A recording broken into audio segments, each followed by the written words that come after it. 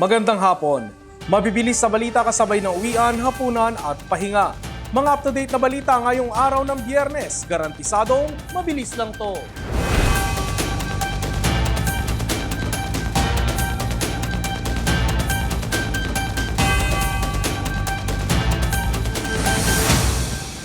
Kinwestiyon sa Senado ang Department of Migrant Workers kung bakit kakaunti pa lamang ang mga napapauwing OFW sa gitna ng kaguluhan sa Middle East.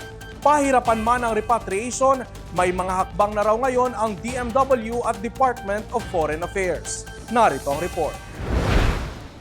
Sasampa na sa 2,000 OFWs ang nagre-request ng repatriation dahil sa kaguluhan ngayon sa Middle East.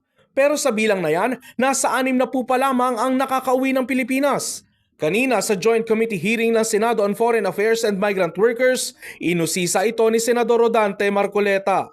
Sa ngayon po, Mr. Senator, with the two Emirates flights that brought in around 60 OFWs, then that number will be reduced by 60. But rest assured, yung balanse po niyan, ongoing po ang repatriation effort natin, Mr. Senator. Mr. Chair, I am not getting the right answer here. Napakasimple po ng tanong ko. Paliwanag ni Secretary Kakdak, sarado kasi ang mga paliparan. Pero hindi naman ibig sabihin na dahil hindi pa naililipad ang mga OFW ay hindi na gumugulong ang repatriation.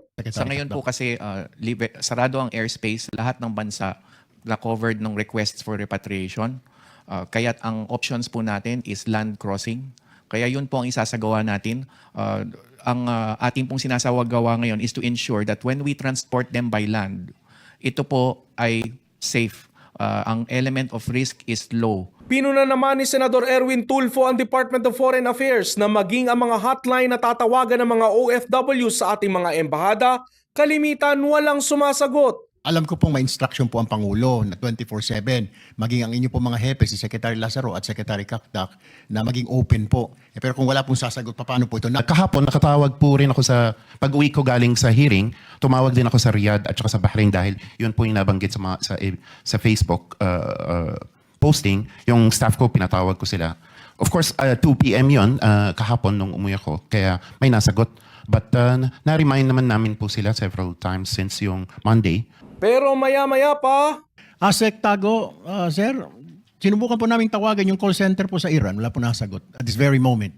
para naman sa mga OFW na may problema sa papeles, visa o travel ban, ayon sa DFA at DMW, ginagawa na raw nila ito ng paraan. Hindi po ba pag mga emergency na ganito, ASEC Tago, meron tayong tinatawag na mga travel document lamang po, hindi na kailangan ng passport. Isang piece of paper po yun, sasabihin, si Ganoong ganito ay isang Pilipino, etc., pauwi ng Pilipinas. Mayroon pa rin naman daw na travel document. Kaya lamang importante rin na kapag magko-cross border ang isang OFW ay hindi na magkakaaberya. I'm just clarifying po na hindi siya hadlang, but just to say, meron pong column yan that repat ready. Pag naayos po, pasok siya sa repat ready. We just need to distinguish po just to make sure na kapag may pinadala kami sa border, wala pong mataturn down o sasablay at ibabalik. Samantala, inaasikaso na rin ngayon kung papaano maiuuwi ang bangkay ng 41 anyos na babaeng OFW sa Kuwait na nasawi dahil sa heart attack. Bumagsak na lamang ito at nakitang nakahandusay. Sa gitna ng patuloy na kaguluhan sa Middle East ay namumuro na naman ang big-time oil price hike sa susunod na linggo. Posibleng hoarding at profiteering sa bentahan ng produktong petrolyo, handang aksyonan ng Department of Energy. Batay sa 3 araw na trading sa world market, maaaring pumalo ng hanggang 18 pesos ang itataas sa kada litro ng diesel sa susunod na linggo. Posible namang umabot sa 8 pesos ang itataas sa kada litro ng gasolina at papatak sa 33 pesos ang itataas sa kada litro ng kerosene. Sa ginawang pagdinig sa Senado, sinabi rin ng DOE na maaaring umabot sa mahigit 80 pesos ang itataas sa kada litro ng presyo ng gasolina sa susunod na linggo kung hindi maaantala ang dagdag presyo at kung magtatagal ang gera sa Middle East. Tiniyak naman ng Department of Energy na hindi gagawing isang bagsakan ang nakaambang malakihang taas presyo sa mga produktong petrolyo. Samantala, umaaksyon na din ang DOE laban sa posibleng hoarding at profiteering sa bentahan ng petroleum products, kasunod ng mga ulat ng irregularidad sa supply at retail prices. Kasalukuyan ng bine-verify ang mga ulat mula sa DOE field offices sa Luzon at Mindanao bilang bahagi ng case build-up para sa posibleng enforcement action. Nakikipag-ugnayan na ang DOE sa Department of the Interior and Local Government at Philippine National Police upang matiyak ang agarang aksyon laban sa sinumang mapapatunayang lalabag sa batas. Sa ilalim ng Price Act of the Philippines at Presidential Decree No. 1865, iligal at may kaakibat na multa at pagkakakulong ang hoarding, overpricing, adulteration at iba pang manipulasyon sa presyo at supply ng petroleum products. Sa nakatakdang biyahe ni Pangulong Bongbong Marcos sa New York, USA, layunin niyang manawagan ng kapayapaan sa Middle East sa gitna ng patuloy na tensyon sa rehiyon. Mabilis sa balitang hatid ni Michelle Guillam. Isa si Pangulong Bongbong Marcos sa world leaders na dadalaw sa United Nations General Assembly sa New York City, USA. Ayon sa Department of Foreign Affairs, mananatili sa Amerika ang Pangulo ng 2 araw mula March 9 hanggang 10. Pangunahing layunin ng biyahe ng Pangulo ang ipanawagan ng kapayapaan sa Middle East sa gitna ng patuloy na kaguluhan sa rehiyon. Ang UN ang pinakaangkop na lugar upang manawagan ng ating Pangulo para sa kapayapaan sa Middle East at sa kaligtasan ng lahat ng mga sibilyan, lalo na ng ating mga kababayan.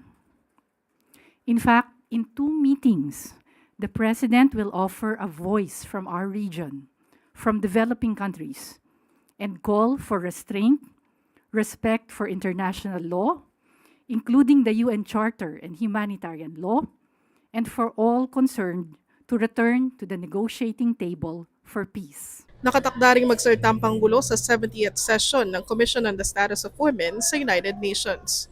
Doon ipapahayag ng Pangulo ang commitment ng Pilipinas para isulong ang kapakanan ng mga babae. Magbibigay rin ng talumpati ang Pangulo sa isang special session ng UN. Dito, hihingi siya ng suporta sa kandidatura ng Pilipinas na maging non-permanent member ng UN Security Council para sa taong 2027 at 2028. In his address at the General Assembly, the President will underscore how the Philippines has continuously and constructively engaged the United Nations and UN member states since the UN's founding in 1945 to advance the rule of law, multilateralism, sustainable development, climate resilience, humanitarian action, and the promotion of human rights and protection of vulnerable groups in conflict situations. Makikipagpulong din ang Pangulo kay UN Secretary General Antonio Guterres para talakayin ang sitwasyon sa Middle East. Sinabi naman ng DFA na walang nakatakdang bilateral meeting sa ibang world leaders ang Pangulo, maging kay US President Donald Trump. Kasama sa official delegation ng Pangulo, sina First Lady Liza Marcos, Foreign Affairs Secretary Maria Teresa Lazaro, Migrant Workers Secretary Hans Leo Kakdak at iba pa. Michelle Guillam para sa All TV News Channel 2. Sa sports balita, gumagawa ng ingay sa skateboarding scene si Mazel Paris Alegado matapos makapasok sa quarterfinals ng Skateboarding World Championship sa Brazil. At Carl L. Drew Yulo umabante sa finals ng floor exercise event sa FIG Artistic Gymnastic World Cup sa Azerbaijan. Mabilis sa balitang hatid ni Enzo Laca. Unti-unting ipinakikilala ni Mazel Alegado ang Pilipinas sa world stage ng skateboarding matapos itong makapasok sa Women's Park Quarterfinals ng Skateboarding World Championship sa Sao Paulo, Brazil. Tumapos ng 4th place si Alegado na nakipagsabayan sa mga kilalang skateboarders mula sa iba't ibang bansa. Gaganapin ang quarterfinals bukas alas 4 ng hapon, oras sa Brazil.